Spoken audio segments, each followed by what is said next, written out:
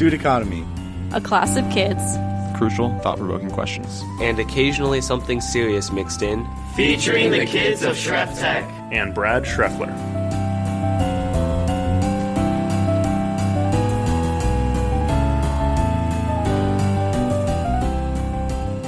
Welcome to this week's episode of the StuDichotomy podcast. This week is episode 10. Wow, what an accomplishment we've made. This week I'm joined by Perry, Charlie, Bobby, Tyler. Oh no.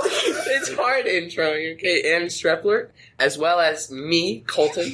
He's going to cut that Schreffler, out. please. Yeah, he is. He's going to cut that. He's just going to re-record it when none of us are around. Oh, that's a good idea. Okay, yeah, I'll do that tonight. Oh, God. The worst.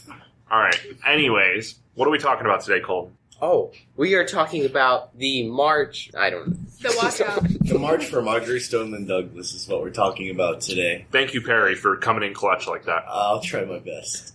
Not good at these things. Clearly. This is why you're the audio editor and not me. The speaker. He does a good job of editing. So I mean, that's don't good. get me wrong, he does a very good job. All right. So we're going to talk a little bit about the walk, the Marjory Stoneman Douglas walk. Today, as we're recording this, is March 14th, which means it's been a month since the shooting at Marjory Stoneman Douglas High School in Parkland, Florida, where 17 people were killed, including teachers and students. And we are having walkouts as sort of like the National Walkout Day in response to that from walking out of school. And those walks are happening across the country, and especially in the Florida area where we are. And I'm curious your guys' thoughts on where we're at right now as a country, as a school, as a people. What are your thoughts? I think as a school, our schools are trying their best to make this seem small and diminished and like not really like important, and they're kind of taking that away from us in a sense. And then Why do you say that? I want to try to be a little more concrete than just sort of how we feel. So why do you say, what is happening that makes you feel like they're trying to diminish this? I didn't participate in the one like that my friends did, but from the retaliation that they got and just like the more I've thought about it, I've kind of seen how this is more of like people are really into this and the school just thinks that we're doing this to skip class, or there's some other alternative motive that we have that's not really what we're trying to get behind. We're trying to get behind the sole purpose of Stoneman Douglas and the stand behind that. Okay. To defend the school a little bit, I don't think the school is necessarily, if you look at our local administration, I don't think they necessarily feel that way. I believe that pressure is coming from above the school level. I think the district is pressuring the school to try to minimize it, and that they're being told that's what they are to do. So I don't think it's necessarily coming from the school level. However, a school could make the decision to push further, even though it wasn't necessarily recommended in this case. The other point here that I want to make is if this is a protest, if this is students speaking out and invoking their First Amendment right, that doesn't require the permission of the school or the administration. And so I find myself in an awkward middle ground right now because I understand the school's perspective of wanting to contain, keep everybody safe, because ultimately that's really the reason. We have a very large school. We have over 3,000 students. If everybody walked out of this school, just physically walked out of the school through the front doors, that would not necessarily be a safe situation to begin with. That's a lot of people cramming through a very small space in a very small amount of time, directly into a parking lot with people driving around and then a busy road with people driving. So I get the school saying, hey, that's probably not a great idea. And you can't depend on all 3,000 students to make the right choices at that point, too. Important, of course. Right. So I think there's a conflict there between those two goals. I'm going to go to somebody else. Charlie, where's your brain at? I'm not sure. I mean, I'm not at a public school for most of the day, and the two classes that I do have are with you, Mr. Schreffler, and I don't really go to my first class anymore. But I think I can kind of see where Perry is at.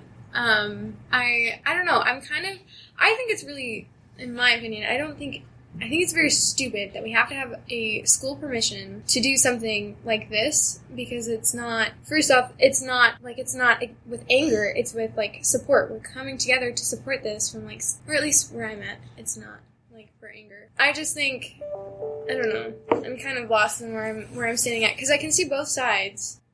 I don't know enough on this topic to really make an educated statement. Okay. Bobby, given that you were involved in the first round of failed protests. I'm curious where you're at. Yeah, I don't know. I was thinking about today, and today, the march today is still going to be impactful, and it's still going to mean something. But there's still also the point that a really big thing when you realize the first protest, whatever you want to call it, walkout that we did, was that it was a very widely spread thing. I mean, I heard at least 50 plus kids talking about it, and almost everyone was talking about it period to period the day that it was supposed to happen, and then 6th period rolled around and about 10 kids were outside. I mean, that's when we really realized, that's what really struck me, that even in the event where an hour's drive away, 17 people were killed in a Florida school, and kids that are only a little bit away in a Florida school are still scared of getting referrals and all this stuff and getting detentions even in order to stand up for something like that.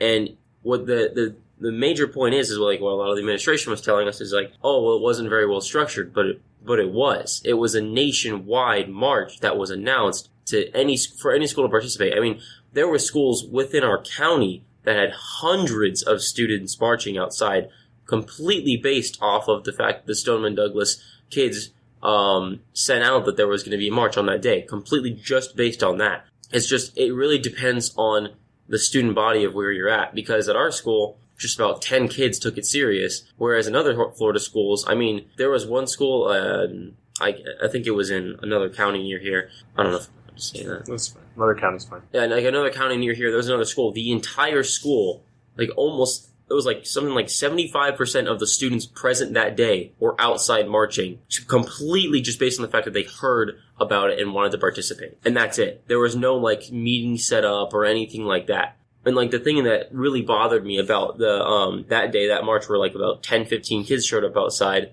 is that everyone who showed up was super into it and was ready, ready to do the walkout. And then we were the only people there. And it really struck all of us that all of these kids probably went home.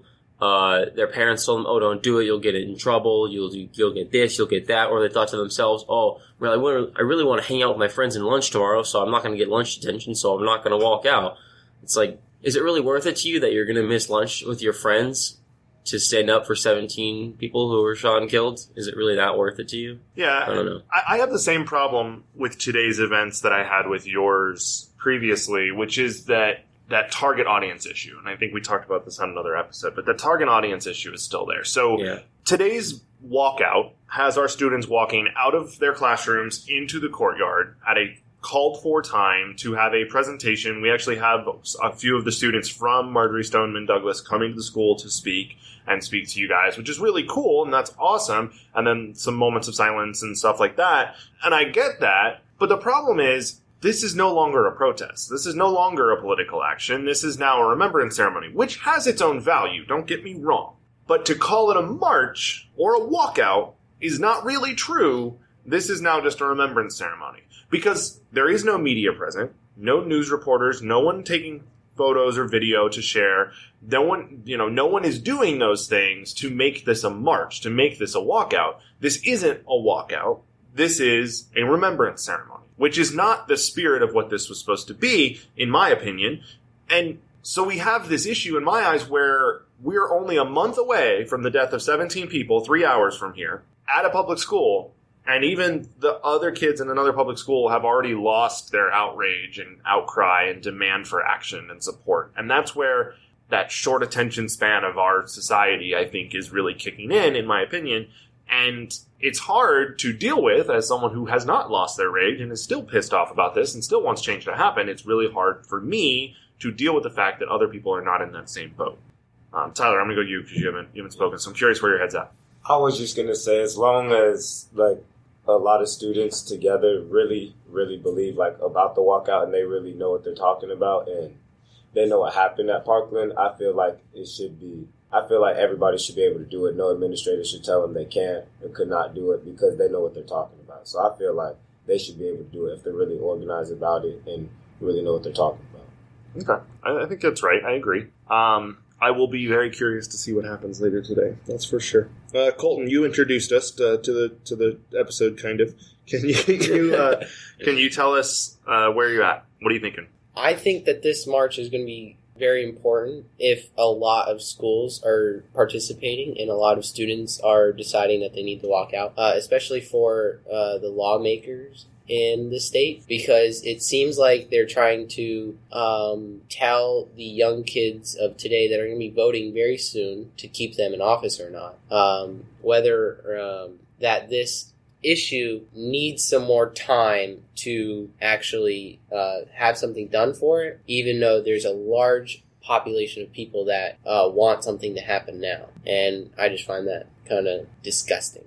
Okay. Revolting. Following on the lawmaker thing that Colton had mentioned, I haven't even thought about this. I was just thinking, if anything, these marches, quote unquote, that are supposed to be happening today, at least ones that are similar to one that's happening at our school, which, as Schreffler said, is basically a remembrance ceremony and nothing more, pretty much. There's no one's protesting, no one's angry. We're just going to remember the students and the teachers that died.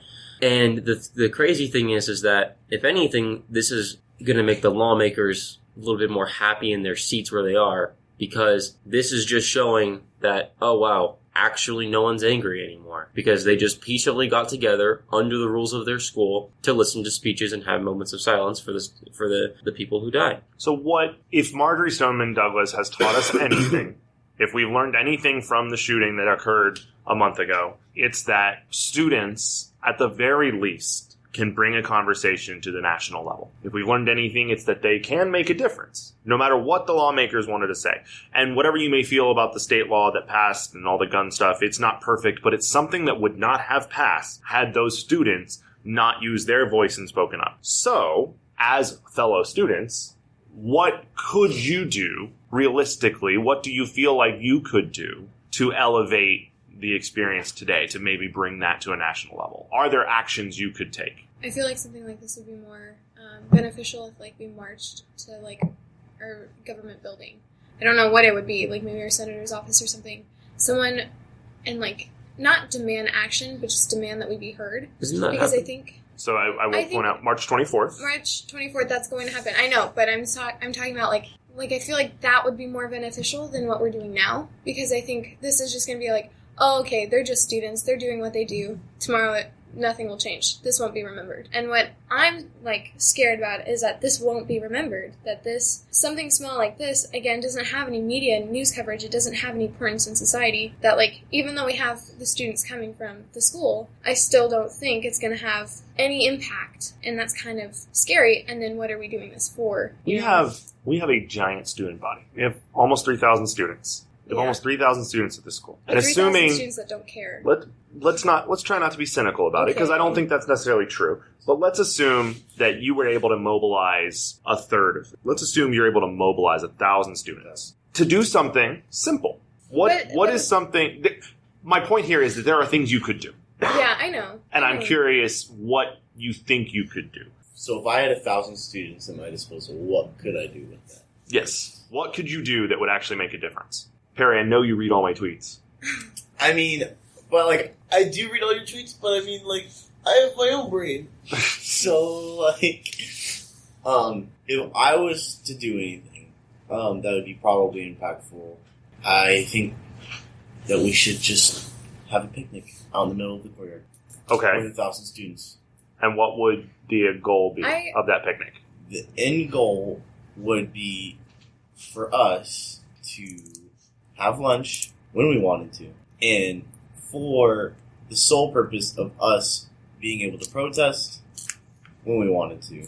So you're addressing the protesting right? Yes. That's what you would address with 1,000 students on your side. That's what I would address too. I would address the protesting issue. I think I would get the whole, like, 1,000 students, or at least even, like, 600. That would be enough. But, like, I'll write a letter to our representative, to someone who can make a change.